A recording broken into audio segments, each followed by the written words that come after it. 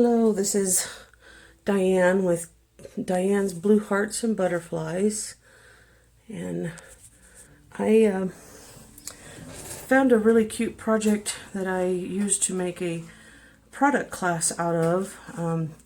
Dawn Griffith had shared this kind of a clutch that you could put cards inside of to give away as a gift, and her friend Chris Miller had kind of devised it. So I kind of took it and used some of the products to create a product class. And let me share some of the things that I used for the product class. So in my invitation that I sent out, I had a basic class, and this is using the Forever Fern, the Forever Flourishing dies, the Forever Greenery Designer Series paper, the note cards and envelopes, a spritzer, and then the trim pack from the Forever Greenery. So my basic class was $15, and they would get their choice of one of the Designer Series paper, which comes in a variety of different patterns. They are just really pretty. At first I didn't really care for it because green is not my favorite color, but the more that I saw people using it and making things with it, the better I liked it. It's kind of how it goes with me in the catalog. Some of the things I'm drawn to directly and others kind of grow on me. So they got to choose one of those 12 by 12 sheets. And that's what you use to make the clutch with. They received 1 yard of the vanilla trim ribbon and 2 yards of the gold thread. They got 1 Stampin' Spritzer, and then they got 4 note cards and envelopes. And then I provided the other inks and stamp set and everything for those people. They could upgrade to the product class for $40. They would get 2 sets, so they'd get to choose 2 of the 12 by 12s, 8 of the note cards and envelopes, the spritzer, the same trim, but they would also get the stamp set in that. And then they could make it a bundle for $75, and that would get them the bundle with the dies and the stamp set together for that price.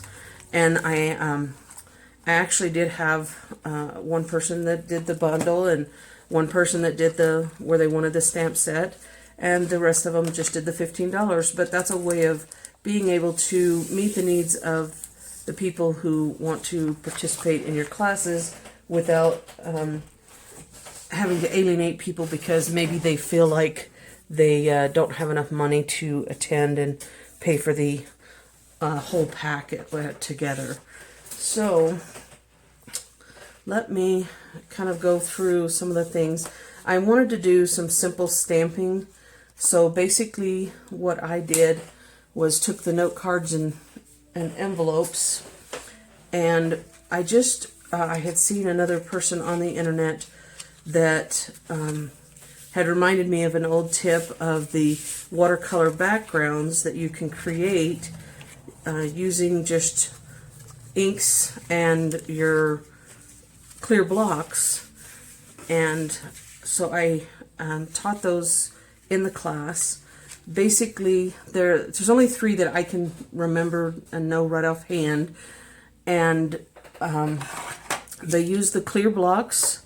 They use either ink refills or ink pads or the Stampin' Right markers. So you can do the spots or the big ink pads, and then there's the re-inkers that you could use. And then the spritzer, I have one that's filled with water and one that's filled with alcohol.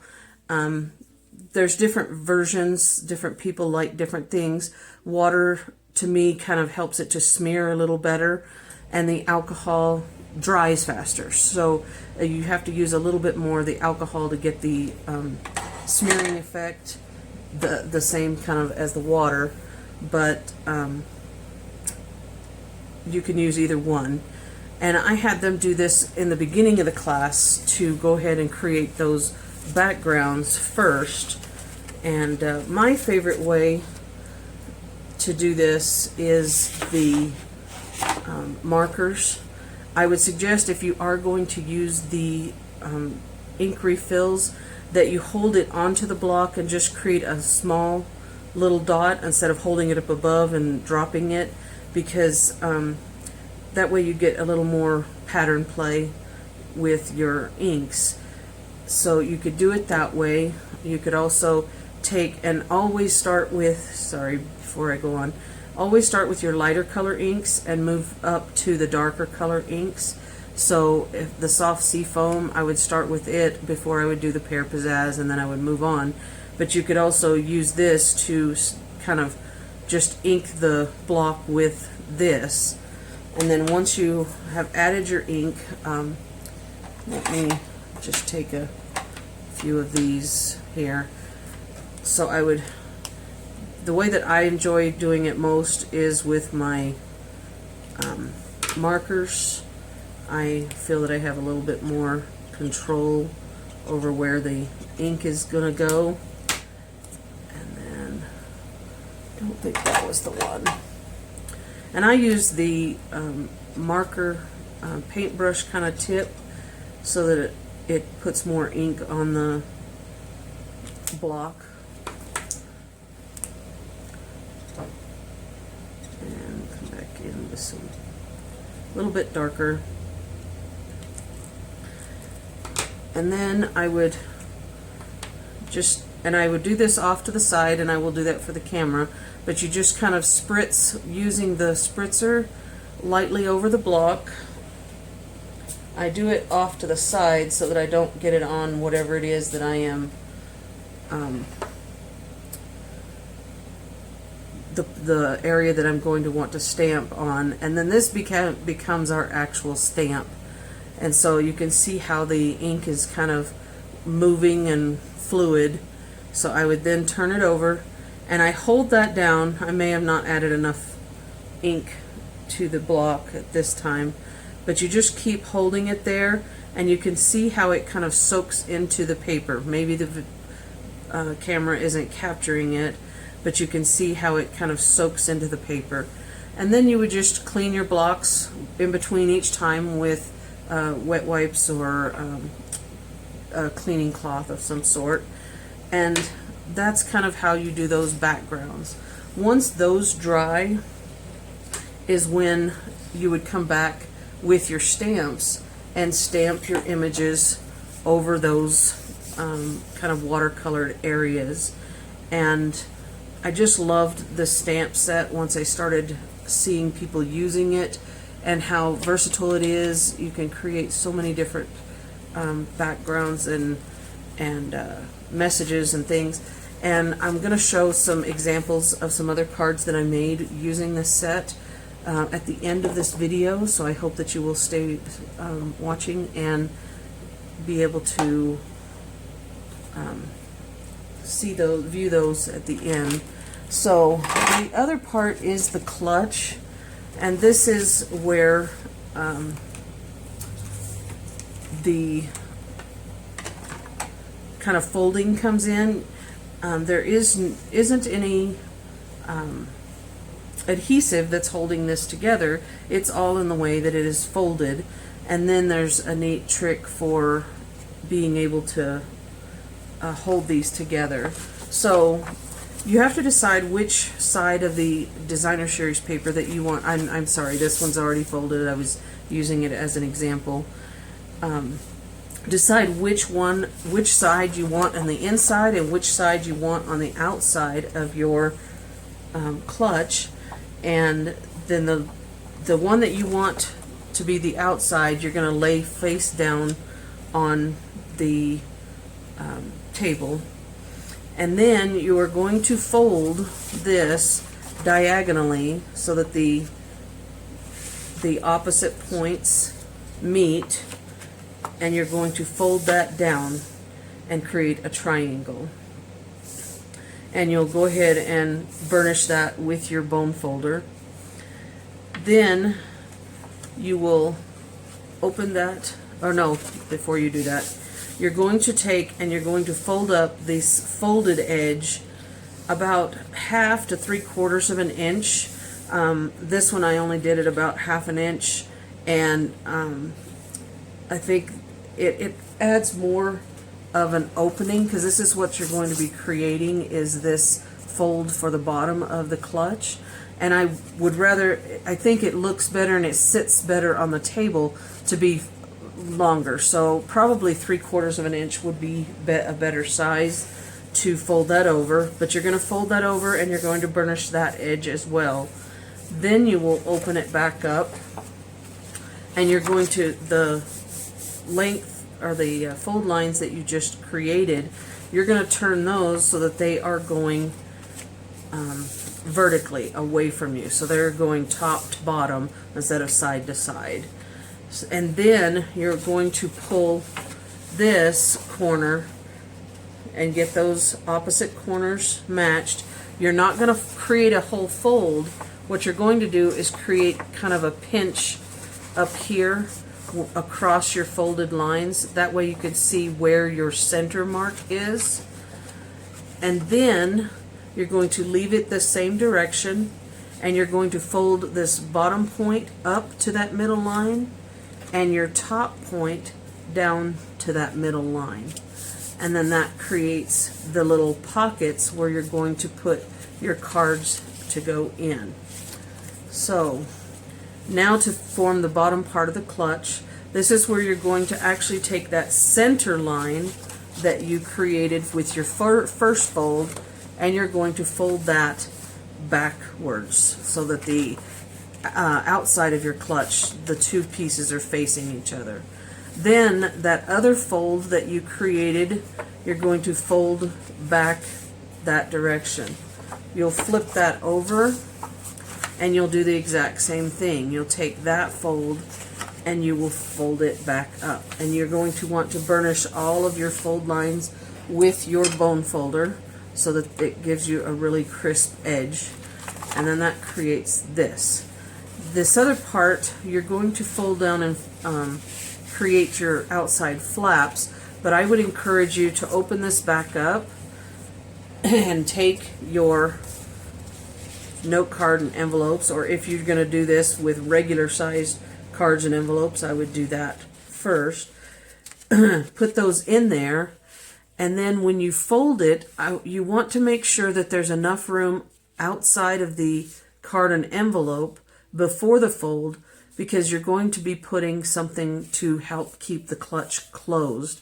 So you're going to want to be able to fold this so that you're not seeing your card and envelope on the outside, and you also have a little bit of space above where this is so that the clutch will be able to catch up here at the top. So I've already folded mine back, and there's no measurement, so it's kind of just figuring it out. Now, you could use the Velcro dots if you wish to do that.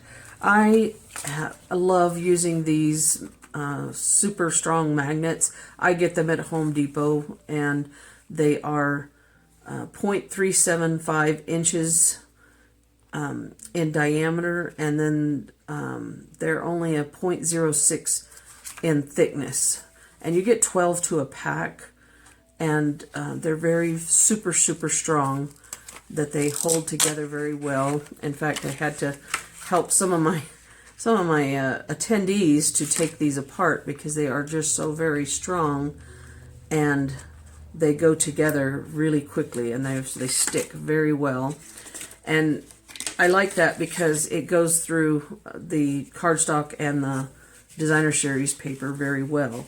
What I would encourage you to do is, before you glue down your flap, that you take a glue dot and go ahead and adhere one of the magnets on one side near the top and in the middle with that glue dot there. And then I would turn it over. Let me move that out of the way. Turn that over, and then this one is going to go right exactly where that other one is. And make sure you pull your bottom and sides where they need to be before you stick that down. And then I would just add a glue dot to this magnet. And then I would go ahead and add some adhesive.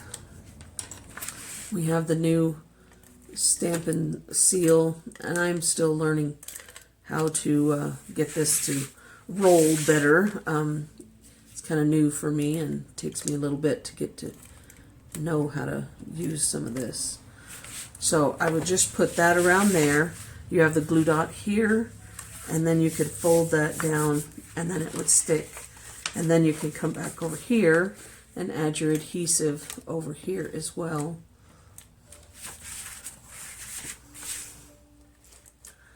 And then I had already prepared for those that came to my class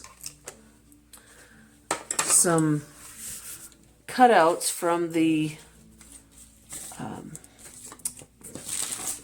Forever Flourishing dies, and they got to choose several of these. They could add some of the ribbon or the thread, and they were able to I gave them a scrap piece of white cardstock that they could stamp whatever sentiment that they wanted on the outside, and then we used the punches that I have to be able to create a little label to go on the outside. So I encouraged them to use those and create however they wanted. I went ahead and popped my label up with dimensionals and had other things behind it, and then I put some of the other greenery on the front, on the top, and it just was a really nice class. Everyone seemed to really enjoy learning the new technique. I did encourage them to stamp their envelopes as well as their cards, and then they were able to have a nice set of cards to be able to give away or keep or whatever they wanted. And so we put those in there, and it just closes up and it creates a really nice little gift packaging as well as the cards. And they're very simple and easy to do so that people can make these fast and easy. You can use any stamp set, any designer series paper, and everything. So I hope you enjoyed this to learn how to make those. And then I also, like I said, had used this set. I got a lot of ideas off of Pinterest, and I'm sorry I did not write everyone's name down of people who inspired me that I either cased or drew from their idea and made my own version. And I did use a few other Stampin' Up! Products, including the Old World paper and then the Greenery embossing folders, which are some other products. This one used the Just Jade and the Moonlight Madness, and then I used the Rococo Rose, and it would have been probably nice to have the Magenta Madness, and then the Old World folder, and then I used some of the new dots that are out there, and I just kind of wrapped the gold thread around this center part that I had stamped and tore, and then these other pieces are cut out and put on top of that. And then this gold thread, it's really kind of pretty because you can actually take and shred sort of the ends of it, and it gives it kind of a really neat torn look. So that's one. This one is using a masking technique where you mask the center. You can stamp all around, pull your mask up, and then it gives you a neat place that you can actually put a message in there. And then this is one of the host sets, and I just really fell in love with that. This one, I used a technique that I had seen and wanted to try, and it's making this kind of silk looking paper using tissue paper, and you stamp on the tissue paper, let it dry thoroughly, and then you kind of wad that up, and then you can, I would encourage you to use the adhesive sheets to adhere that to a piece of cardstock, and then you can cut the tissue paper to fit that piece of cardstock. I ended up using some white glue on mine, and it tended to smear. So just to teach you something that you might want to try differently. And then I just used the trim and some of the other stamp sets and created a nice little card for sympathy. This one I did see someone else had done, and they stamped these branches and then cut them out and then laid them on the card. And it's just really simple, fast, quick, and easy. This one, they took and stamped the branch and then cut it out of a bigger piece, and then they just put a piece of the designer series paper behind this to show through. And then these are some of those gilded gems that I used, and then created a little bow with that gold thread. This one is using that Greenery embossing folder, and then I also stamped and cut out a lot of the images or leaves, and then I put those in here. And then the layering circle dies and the stitched circle shape, and then I added some pearls to create a simple, fast card there. Then this next set, it's a set of 3, and this one I had seen Stampin' Up! And another demonstrator had kind of shown how to use this for simple, basic beginner stamps, the casual stamper, and then the avid stamper. And it's just using the same stamp set, adding a few different things that some of the more casual and avid stampers might like, including the dies and the trim, the fancy folds, and mixing more of the products together. So I hope that you have enjoyed this and it inspires you to go out and get creative with these products. And I would love to have you come over and check out my website at www.dianesblueheartsandbutterflies.com. My Stampin' Up! Demonstrator site is dianesdiecutdivas.stampinup.net, and you can shop from either one. So I appreciate your time, and thank you.